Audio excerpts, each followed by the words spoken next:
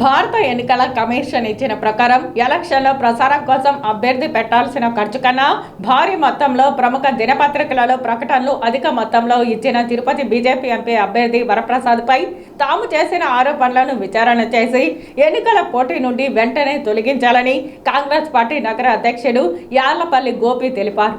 Tirupati press క్లబ్లో శనివారం media సమావేశంలో పత్రికల్లో వచ్చిన ప్రకటనలకు సంబంధించిన పేపర్లను మీడియాకు చూపిస్తూ యార్లపల్లి గోపి మాట్లాడుతూ ప్రధాన పత్రికల్లో పెయిడ్ ఆర్టికల్స్ ప్రకటనల ద్వారా ఎన్నికల కమిషన్ ఇచ్చిన ఆదేశాలను ఉల్లంఘించినందున వరప్రసాద్ను వెంటనే అనర్హులుగా ప్రకటించాలని కోరారు. ఓటర్లంతా కాంగ్రెస్ పార్టీ తరపున తిరుపతి ఎంపీ అభ్యర్థి చింతామోహన్ను అఖండ మెజారిటీతో గెలిపించాలని ఈ సందర్భంగా ఓటర్లను అభ్యర్థించారు.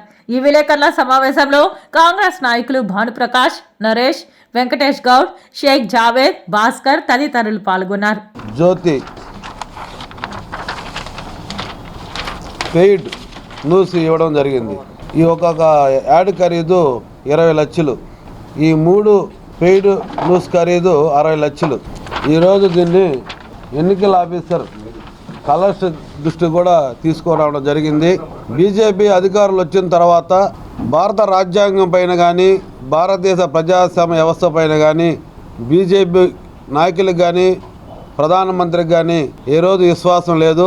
దాంట్లో భాగంగానే ఈరోజు వరప్రసాద్ గారు విచ్చలవిడిగా ధన ప్రవాహంతో ప్రజల్ని మభ్యపెట్టి గెలవాలనే ఉద్దేశంతోనే ఈరోజు విచ్చలవిడిగా ధన ప్రవాహం చేయడం జరిగింది. అందుకే ఎన్నికల అధికారుల గారికి కాంగ్రెస్ పార్టీ తరఫున ఒక డిమాండ్ చేస్తున్నాము.